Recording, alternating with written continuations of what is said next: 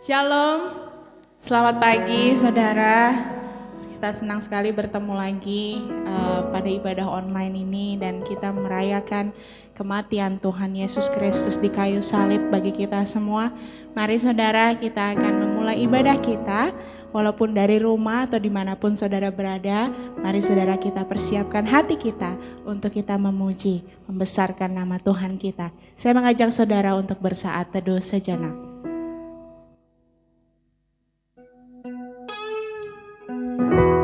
Tahu Tuhan, kasih-Mu luar biasa terhadap hidup kami. Kau melakukan perkara-perkara yang indah dalam kehidupan kami, Bapa. Terima kasih Tuhan Yesus.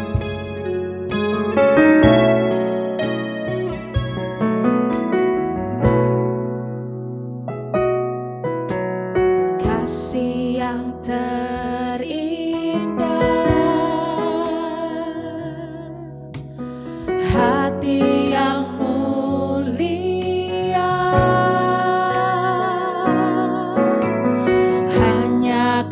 temukan di dalam-Mu, Yesusku. Pujian dari hatiku selalu di setiap waktuku. Pernah berubah kasih-Ku, karya terbesar dalam hidupku, pengorbanan-Mu yang selamatkanku. Engkaulah harta yang tak ternilai, yang ku miliki dan ku hargai. Yesus, Engkau ku kagumi. Katakan bersama, kasih yang terindah, kasih yang terindah.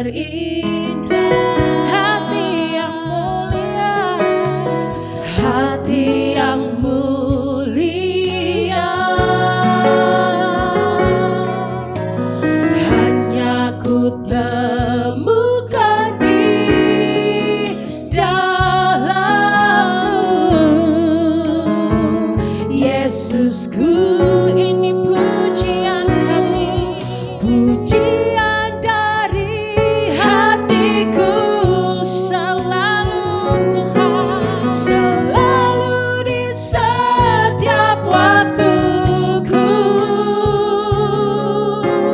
Tiada pernah berubah kasih-Ku, karya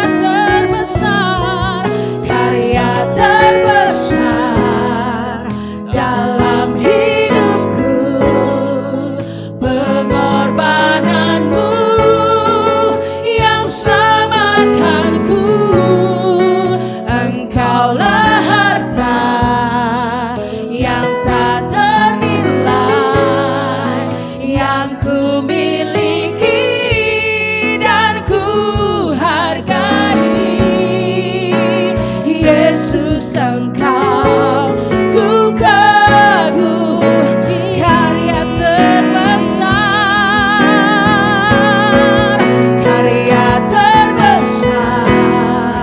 dalam hidupku, pengorbanan-Mu yang selamatkanku. Engkaulah harta yang tak ternilai,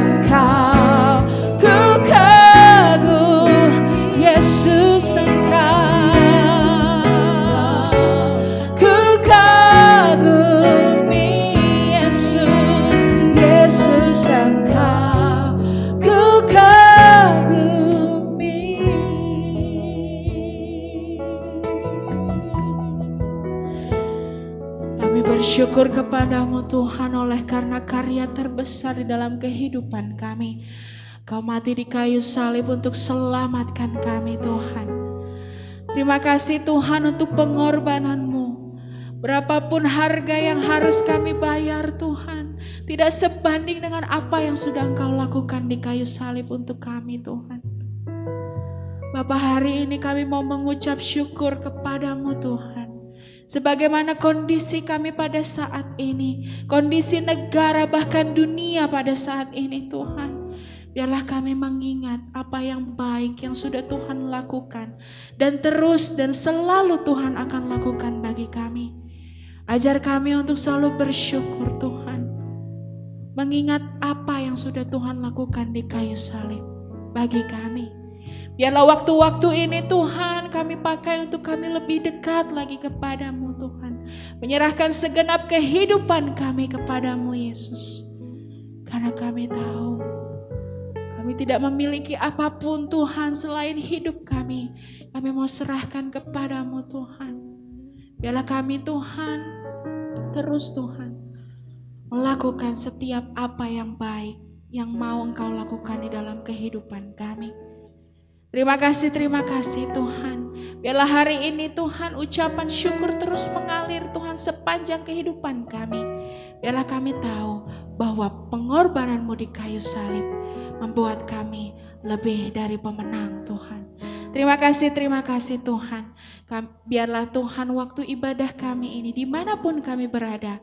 Biarlah kami mau serius. Biarlah Tuhan kami mau bertekun Tuhan untuk kami tetap beribadah kepadamu. Terima kasih Tuhan, kami serahkan sepanjang ibadah ini ke dalam tangan-Mu. Hanya di dalam nama Tuhan Yesus Kristus kami sudah berdoa dan mengucap syukur. Haleluya. Amin. Mari saudara, kita mau melanjutkan pujian penyembahan kita. Kita tahu bahwa pengorbanannya di kayu salib sudah membuat kita menjadi pemenang. Biarlah Tuhan, kami mau mengangkat pujian kami Tuhan. Kita mau mengangkat pujian above all. Pengorbanannya di kayu salib sungguh luar biasa Tuhan. Terima kasih Yesus Tuhan.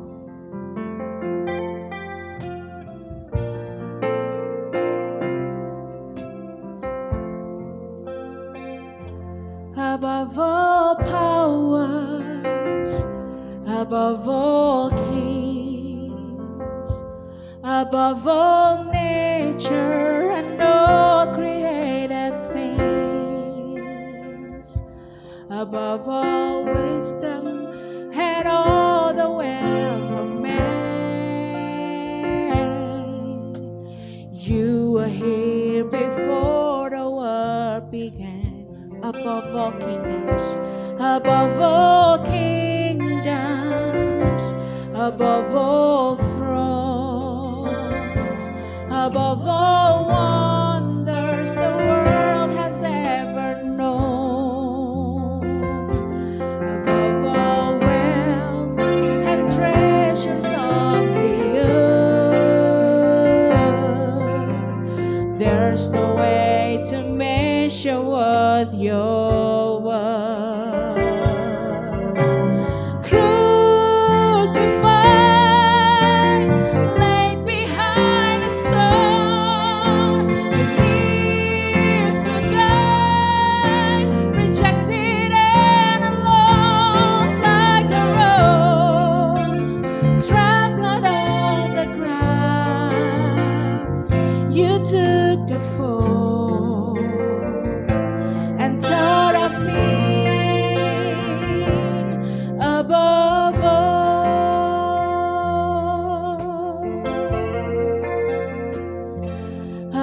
all powers, above all kings, above all nature and all created things, above all wisdom and all the ways of man. You were here before the world began. Above all kingdoms, above all thrones, above all wonders the world has ever known, above all wealth and treasures of the earth. There's no way to measure what you're worth.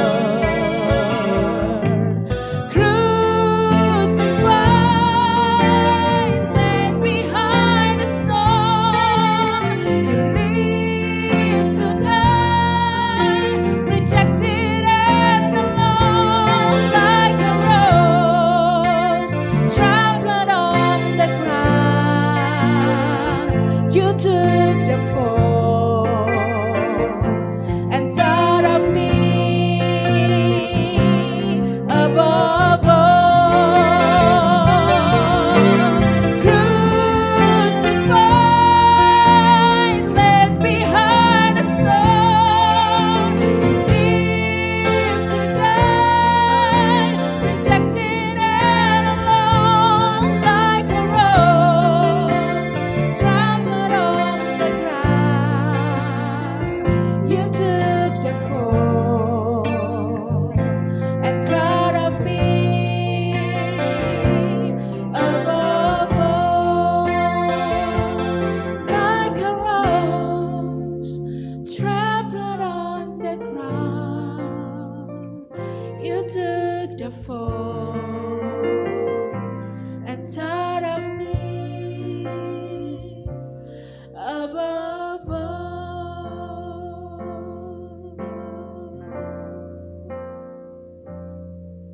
Terlalu besar kasih-Mu Bapa, pengorbanan yang Kau berikan bagiku. Terlalu mahal darah-Mu Yesus tercurah untuk menebus hidupku. Terlalu besar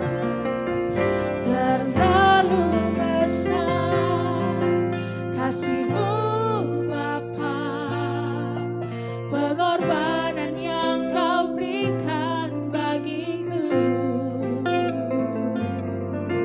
Terlalu mahal darah-Mu Yesus tercurah untuk menebus hidupku.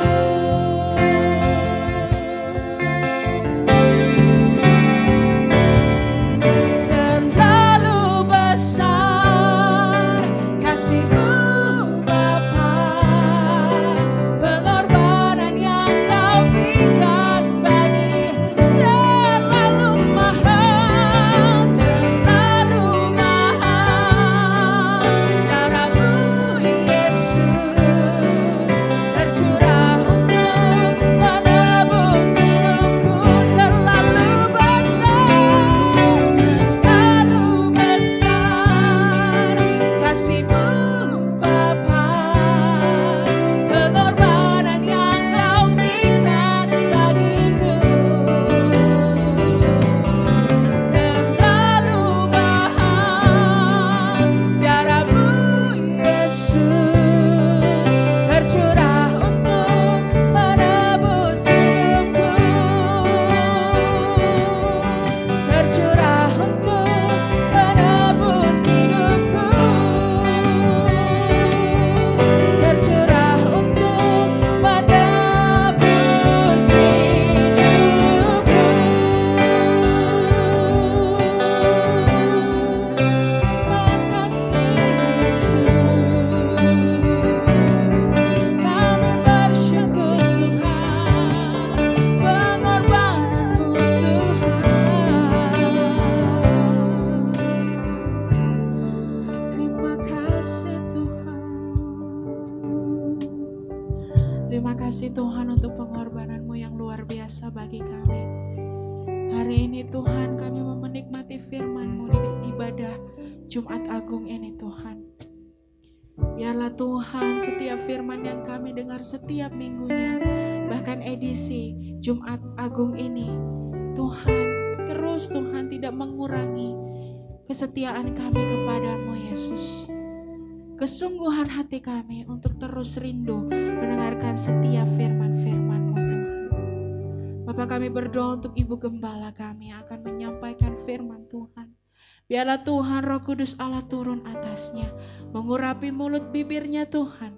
Biarlah setiap firman yang disampaikan boleh menjadi kekuatan bagi kami, boleh menjadi berkat yang luar biasa bagi kami Tuhan, di tengah masa-masa ini Tuhan Yesus. Terima kasih Tuhan, kami menyerahkan juga Tuhan, Bapak Pendeta Stephen ke dalam tangan-Mu yang membantu untuk membacakan ayat. Kami serahkan Tuhan jam pemberitaan firman ini hanya ke dalam tangan-Mu. Dari awal pertengahan hingga akhirnya Tuhan, Roh Allah saja yang menaungi setiap kami yang mendengarkan di rumah. Bahkan menaungi kami Tuhan di gereja-Mu ini Tuhan. Terima kasih Tuhan. Hanya di dalam nama Tuhan Yesus Kristus kami sudah berdoa dan mengucap syukur. Haleluya.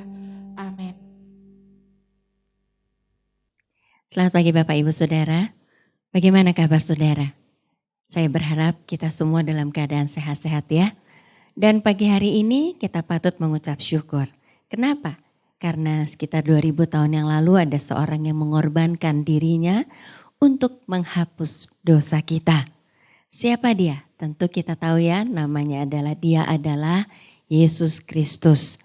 Pagi hari ini saya ingin iman kita semua dibangkitkan kembali, iman kita dikuatkan kembali dengan mengingat bagaimana kasih Tuhan kepada kita. Bagaimana Dia mengasihi kita sehingga Dia memberikan dirinya untuk mati di kayu salib, menebus dosa kita. Dimulai ketika manusia itu jatuh di dalam dosa, dengan berubah setia artinya melawan kepada Tuhan, sehingga manusia itu jatuh dalam dosa dan hubungan antara Tuhan dengan manusia itu terputus. Dan roh manusia itu menjadi mati. Ketika manusia jatuh di dalam dosa, manusia itu jadi takut kalau bertemu dengan Tuhan. Padahal sebetulnya komunikasi mereka sebelum jatuh dalam dosa sangat baik. Lalu manusia tidak lagi rindu untuk bertemu dengan Tuhan. Lalu manusia itu sibuk menyembunyikan diri dari Tuhan. Selalu mau menjauh kepada Tuhan. Dan mulai saling menyalahkan, mulai marah untuk menutupi kesalahannya. Nah, itulah yang terjadi, itulah ciri-ciri manusia yang berdosa. Saya rasa saudara yang sudah dewasa juga ya pernah mengalami bagaimana ketika ada teman kita atau bahkan kita sendiri yang berubah setia terhadap pasangan kita.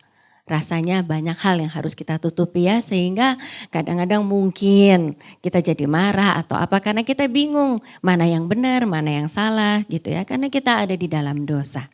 Tetapi puji Tuhan. Kita punya Bapa di surga yang sangat mengerti akan perangai dari manusia yang berdosa. Dan Bapa di surga itu sangat mengasihi kita sehingga Bapa di surga itu yang mencari jalan keluar. Bagaimana agar kita bisa terhubung kembali dengan Dia. Diawali dari janji bahwa keturunan Hawa akan meremukkan kepala dari ular si iblis. Nah, kepala ular itu akan meremukkan tumit dari keturunan Hawa. Ini adalah janji Allah yang pertama mengenai rencana pemulihan, penebusan atau pemulihan hubungan antara Allah dengan manusia. Janji tersebut menubuatkan kemenangan mutlak umat manusia dan Allah atas iblis. Dan antara keturunan perempuan Yesus Kristus dengan keturunan ular yaitu iblis dan pengikut-pengikutnya. Ini adalah janji pertama Tuhan terhadap manusia. Saudara terkasih, sebelum Tuhan mengirim keturunan perempuan itu yaitu Yesus Kristus yang ternyata adalah anak tunggalnya turun ke dunia untuk menghapus dosa manusia atau dosa dunia, Tuhan mengadakan perdamaian antara manusia dengan Tuhan dengan memakai darah. Mari kita baca dari Imamat 4 ayat 3-5. Imamat 4 ayat 3-5. Maka jikalau yang berbuat dosa itu imam yang diurapi sehingga bangsanya turut bersalah, haruslah ia mempersembahkan kepada Tuhan karena dosa yang telah diperbuatnya itu seekor lembu jantan muda yang tidak bercela sebagai korban penghapus dosa. Ia harus membawa lembu itu ke pintu kemah pertemuan, ke hadapan Tuhan. Lalu ia harus meletakkan tangannya ke atas kepala lembu itu dan menyembelih lembu itu di hadapan Tuhan. Imam yang diurapi itu harus mengambil sebagian dari darah lembu itu lalu membawanya ke dalam kemah pertemuan. Coba kita perhatikan 3 ayat di atas.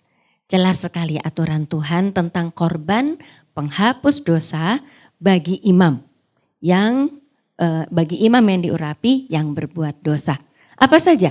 Mempersembahkan lembu jantan yang tidak bercela sebagai korban penghapus dosa. Lalu caranya adalah setelah imam itu meletakkan tangannya ke atas lembu, maka lembu itu disembelih di hadapan Tuhan. Lalu darahnya diambil sebagian, dibawa ke dalam kemah pertemuan di bait Allah.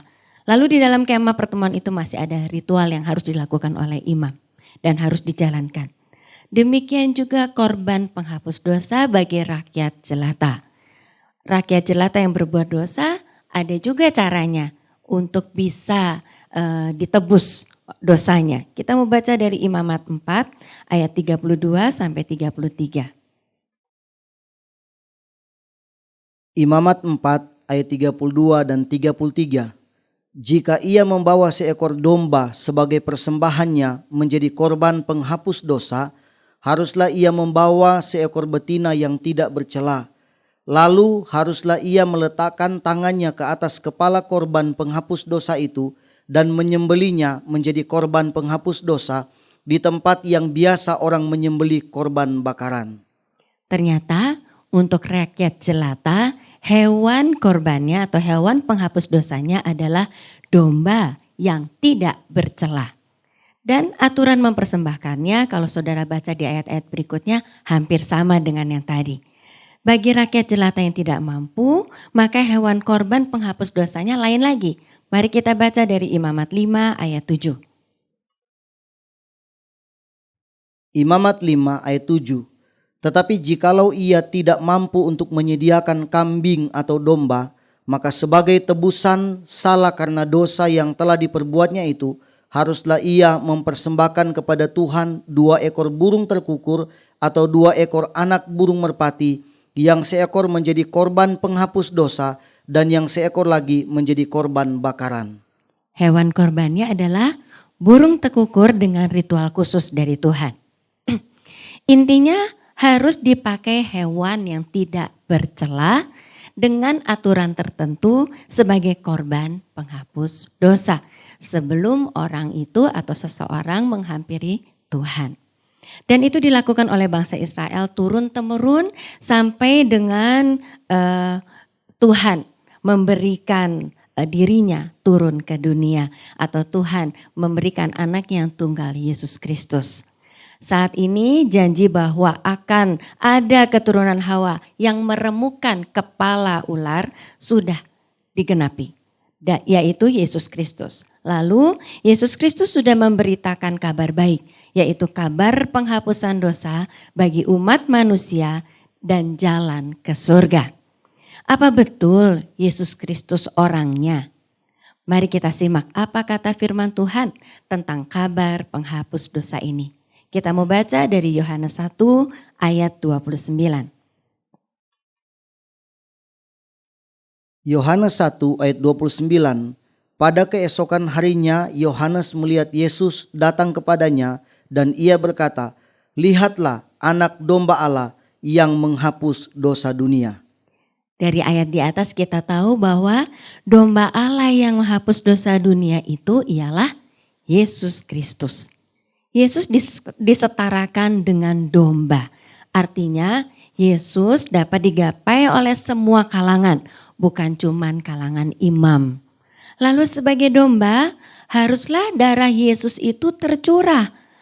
Jadi Yesus harus dikorbankan dengan cara mati.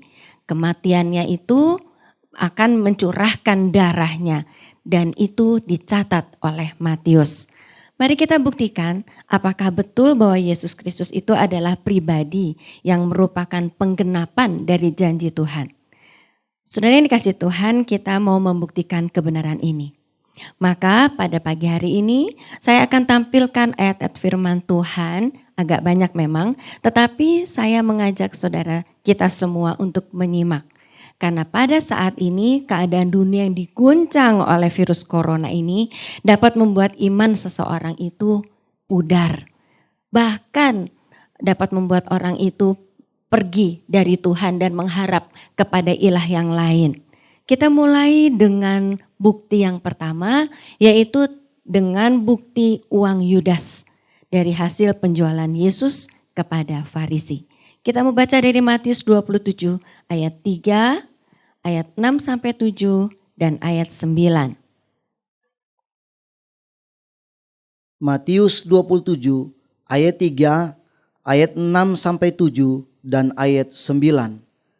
Pada waktu Yudas yang menyerahkan dia melihat bahwa Yesus telah dijatuhi hukuman mati, menyesalah ia, lalu ia mengembalikan uang yang 30 perak itu kepada imam-imam kepala dan tua-tua. Imam-imam kepala mengambil uang perak itu dan berkata, "Tidak diperbolehkan memasukkan uang ini ke dalam peti persembahan, sebab ini uang darah." Sesudah berunding, mereka membeli dengan uang itu tanah yang disebut tanah tukang periuk untuk dijadikan tempat pekuburan orang asing. Dengan demikian genaplah firman yang disampaikan oleh Nabi Yeremia. Mereka menerima 30 uang perak, yaitu harga yang ditetapkan untuk seorang menurut penilaian yang berlaku di antara orang Israel. Nah, Nabi Yeremia yang hidup kira-kira 585 sebelum Masehi, ia seorang nabi yang bernubuat, yang Tuhan izinkan untuk bernubuat. Di masa hidupnya dia sudah menubuatkan bahwa imam yang bersekongkol dengan Yudas itu yang untuk menangkap Yesus akan menerima 30 keping uang perak, dan itu digenapi. Apa bukti berikutnya? Yaitu sikap Yesus ketika ditangkap untuk dibunuh. Kita mau baca dari Matius 26 ayat 53 sampai 55. Matius 26 ayat 53 sampai 55. Atau kau sangka bahwa aku tidak dapat berseru kepada Bapakku supaya ia segera mengirim lebih dari 12 pasukan malaikat membantu aku? Jika begitu, bagaimanakah akan digenapi yang tertulis dalam kitab suci yang mengatakan bahwa harus terjadi demikian? Pada saat itu Yesus berkata kepada orang banyak, "Sangkamu aku ini penyamun, maka kamu datang lengkap dengan pedang dan pentung untuk menangkap aku, padahal tiap-tiap hari aku duduk mengajar di bait Allah dan kamu tidak menangkap aku." Kalau kita lihat dari Matius 26 ayat 53 sampai 55, itu menunjukkan bahwa Yesus tidak melawan sama sekali ketika ditangkap. Dan ini sudah dinubuatkan oleh Nabi Yesaya. Dari Yesaya 53 ayat 7a saya akan bacakan. Dia dianiaya, tetapi dia membiarkan diri ditindas dan tidak membuka mulutnya, seperti anak domba yang dibawa ke pembantaian. Jadi Mesias membiarkan dirinya ditindas. Ini adalah betul-betul gambaran dari anak domba yang dibawa ke jagal. Kalau kita perhatikan, domba-domba yang dibawa ke jagal tidak bisa melawan. Dan itu yang dilakukan oleh Tuhan Yesus. Penyerahan Yesus untuk dirinya ditangkap dan dianiaya sampai mati di kayu salib ini adalah bukti penggenapan firman Tuhan lewat Nabi Yesaya. Lalu masih ada 2 bukti lagi ya saudara. Mari kita baca dari Matius 26 ayat 67. Matius 26 ayat 67. Lalu mereka meludahi mukanya dan meninjunya. Orang-orang lain memukul dia. Kita lanjutkan dengan Yesaya 52 ayat 14.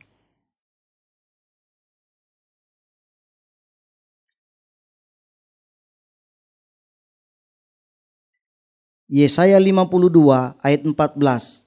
Seperti banyak orang akan tertegun melihat dia, begitu buruk rupanya, bukan seperti manusia lagi, dan tampaknya bukan seperti anak manusia lagi.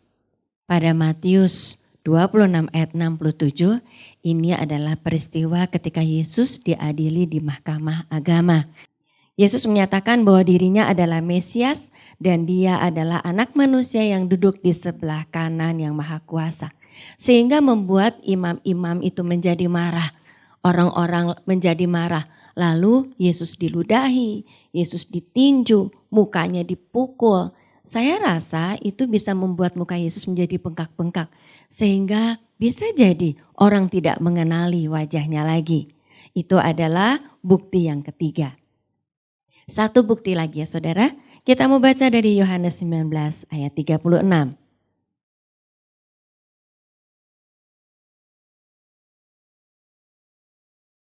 Yohanes 19 ayat 36, sebab hal itu terjadi supaya genaplah yang tertulis dalam kitab suci. Tidak ada tulangnya yang akan dipatahkan. Kita lanjut dengan Keluaran 12 ayat 46.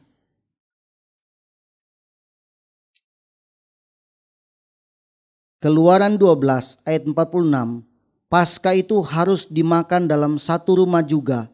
Tidak boleh kau bawa sedikit pun dari daging itu keluar rumah. Satu tulang pun tidak boleh kamu patahkan.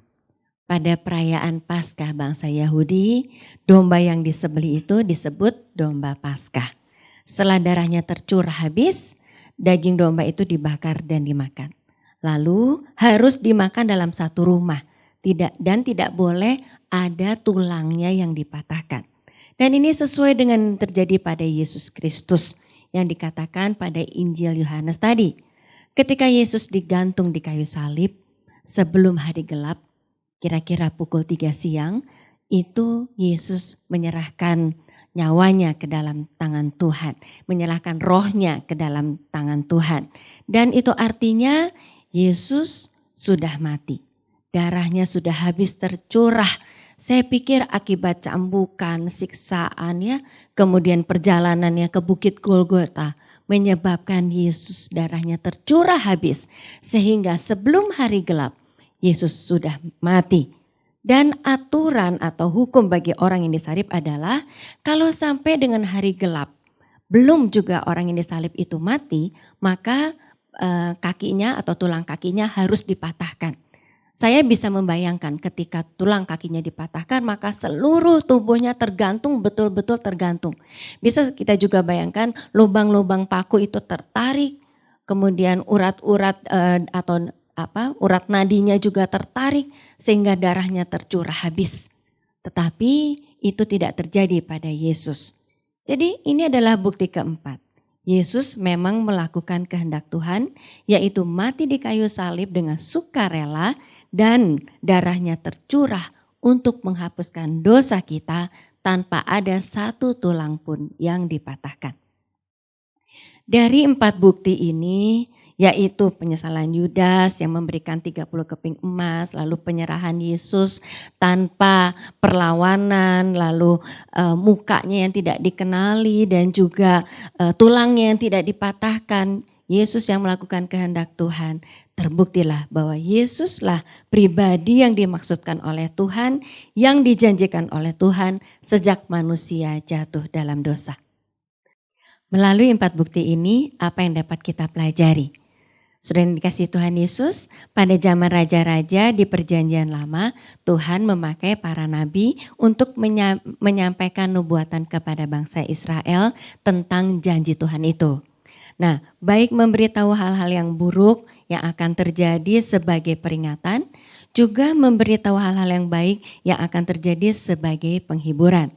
Para nabi ini oleh Tuhan diperintahkan menyampaikan kabar baik, bahwa suatu hari akan hadir seorang yang suci yang akan membebaskan bangsa itu dari penjajahan. Nah, bangsa Yahudi pada waktu itu diizinkan Tuhan dijajah oleh bangsa lain karena kelakuannya yang jahat. Nah, ketika ada Tuhan Yesus, bangsa ini berpikir bahwa kalau seorang Mesias itu dihadirkan oleh Tuhan untuk apa? Untuk menolong mereka dibebaskan dari penjajahan secara fisik, secara jasmani. Mereka itu mengharapkan yang memerdekakan Mesias itu memerdekakan bangsa Israel, yaitu dengan menjadi raja mengalahkan raja yang lain. Nah, pemikiran salah itu terus terjadi sehingga waktu Tuhan Yesus menyatakan dirinya bahwa dia adalah Mesias, dia adalah raja, bangsa itu mengolok-olokkan. Kenapa? Karena raja kok lemah, raja kok nggak punya pasukan. Kenapa? Karena bangsa itu berpikir bahwa Mesias itu secara fisik mengalahkan raja yang lain. Mesias itu adalah raja yang akan mengalahkan penjajah. Sehingga mereka tidak percaya bahwa Yesus itu benar-benar Mesias yang dijanjikan Tuhan Yesus untuk menebus dosa semua umat manusia. Dan mereka tidak percaya bahwa Yesus Kristus itu ditentukan Tuhan sebagai pribadi yang bisa membebaskan umatnya dari penjajahan dosa dan membawa umatnya ke surga. Bersyukur ya saudara, kita hidup pada masa ini. Karena ketika kita hidup pada masa ini, kita mengetahui seluruh isi kitab, baik itu perjanjian lama maupun itu perjanjian baru. Sehingga kita bisa melihat bukti bahwa Tuhan itu janjinya tetap dan tidak berubah. Perjanjian baru itu menggenapi perjanjian lama. Lalu kita mengerti bahwa melalui bukti-bukti bahwa Yesus itu adalah keturunan perempuan Hawa, yang berarti bahwa janji Bapa untuk meremukkan kepala iblis si ular tua melalui kematiannya dan kebangkitannya sudah digenapi. Lalu darah Yesus memang dibutuhkan. Darahnya itu tercurah menjadi korban penghapus dosa. Lalu Yesus itu adalah raja dari mana? Dari kerajaan surga. Itu terbukti ketika Yesus mati. Di mana buktinya? Waktu Yesus menyerahkan rohnya kepada Tuhan atau kepada Bapa di surga, maka tirai bait Allah itu terbelah. Itu artinya membuka jalan bagi manusia untuk bisa langsung mencapai hadirat Allah, tidak melalui imam lagi. Nah, siapa yang bisa mengizinkan kita masuk ke hadiratnya kalau bukan si empunya hadirat itu sendiri? Itu sebabnya terbukti bahwa Yesus Kristus adalah Raja dari kerajaan surga. Nah, bagaimana dengan saudara? Apakah sekarang saudara sudah lebih yakin melalui 4 bukti ini bahwa Yesuslah yang dimaksud oleh Tuhan menjadi anak domba Allah yang bisa menghapus dosa kita? Pilihan ada di tangan saudara. Kalau saudara percaya bahwa Yesus Kristus adalah anak domba Allah yang dikorbankan untuk menghapus dosa kita, maka bagaimanapun kelamnya kehidupan saudara di masa lalu, seberapa besar pun dosa saudara, ketika saudara mau menyadarinya, lalu saudara mau bertobat, minta ampun kepada Tuhan, kembali kepada Tuhan, maka dosa saudara diampuni. Siapapun saudara di masa lalu, Tuhan tidak menghitung-hitung lagi. Ketika saudara mau sungguh-sungguh berdoa dan mau datang kepada Tuhan dan percaya bahwa Yesus Kristus sudah mencurahkan darahnya, mati di kayu salib untuk menebus dosa kita. Bagi saudara yang selama ini sudah beriman kepada Tuhan Yesus, mari saudara pegang terus tangannya yang berlubang paku itu. Percayalah bahwa Yesus adalah Tuhan yang kalau masalah dosa saja bisa dia selesaikan, apalagi masalah-masalah lain. Kalau kita tahu dari Alkitab, masalah lain misalnya kesembuhan yang buta dicelikan, yang bisu bisa bicara, yang lumpuh berjalan, atau masalah kelaparan di mana 5 roti dan 2 ikan bisa memberi makan 5.000 orang. Atau masalah kecelakaan bahwa ketika perahu-perahu muridnya itu diterpa badai, semua masalah dikalahkan oleh Yesus dengan apa? Hanya berfirman. Tetapi untuk masalah dosa, Yesus harus mati di kayu salib. Itu adalah masalah yang paling besar. Sehingga kalau kita beriman kepada Tuhan Yesus, masalah yang lain tidak ada artinya bagi Tuhan. Karena itu mari Kita mau datang terus, kita mau percaya, kita percayakan hidup kita ini kepada Yesus Kristus. Dan kita percaya bahwa hanya Dia satu-satunya Allah yang dapat menebus kita, membawa kita mempunyai hubungan yang baru dengan Tuhan, membawa roh kita hidup kembali. Dan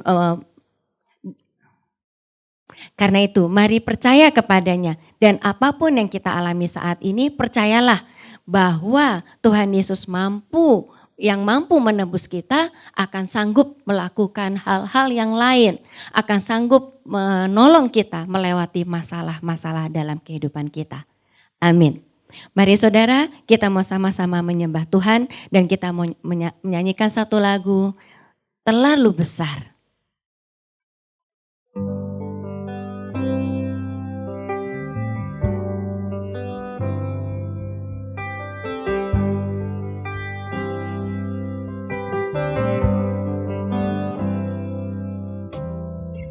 Telah kulihat bukti kasih-Mu, Kau menderita gantikanku. Dengan darah-Mu Kau selamatkanku. Kini ku hidup menyenangkan-Mu.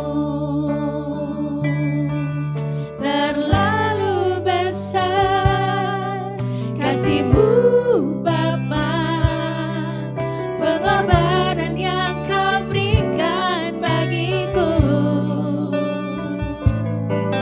Terlalu mahal darah-Mu Yesus, tercurah untuk menebus hidupku.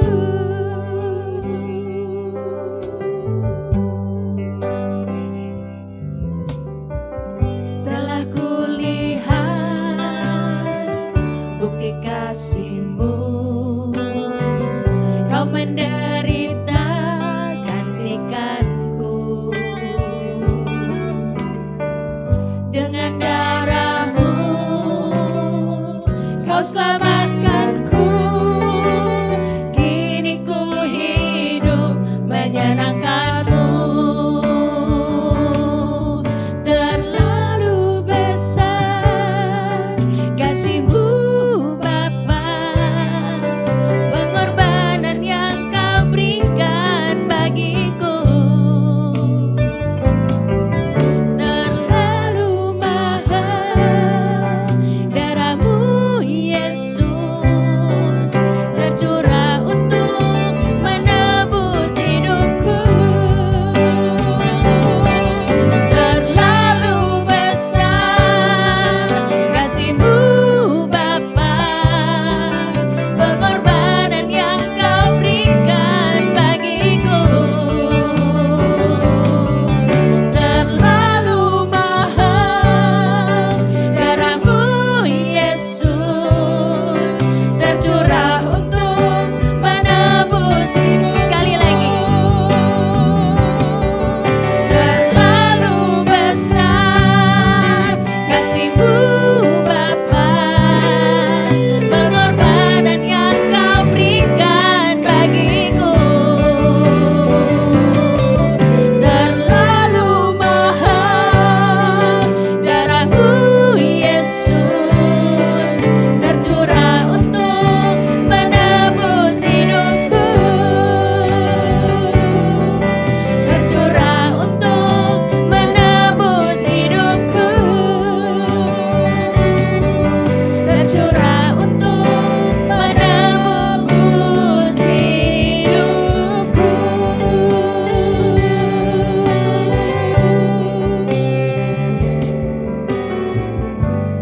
Mari kita berdoa. Terima kasih Tuhan untuk pengorbanan-Mu di kayu salib menebus dosa kami. Siapakah kami ini sehingga kami ini berharga di mata-Mu Tuhan, sehingga Engkau menebus kami dengan darah-Mu. Tolong Roh Kudus ajari kami untuk terus setia beriman kepadamu. Kami hanya berharap kepadamu saja Tuhan. Dan kami mau mengandalkan Engkau. Karena Engkau terlebih dahulu mengasihi kami, Kami mau mengasihi Engkau Tuhan. Ajari kami untuk menjadi anak-anak-Mu yang setia mengiring Engkau dan tidak terpengaruh oleh situasi apapun juga. Terima kasih Tuhan Yesus. Kami mengucap syukur kalau ibadah pada pagi hari ini boleh terlaksana dengan baik. Dan biarlah Tuhan setiap anak-anak-Mu yang ikut beribadah di rumah masing-masing, boleh Kau berkati, Kau jagai dan Kau berkati dengan kuasa-Mu. Engkau yang menuntun langkah-langkah setiap anak-anak-Mu. Terima kasih Tuhan, di dalam nama Tuhan Yesus kami sudah berdoa. Haleluya. Amin. Bye.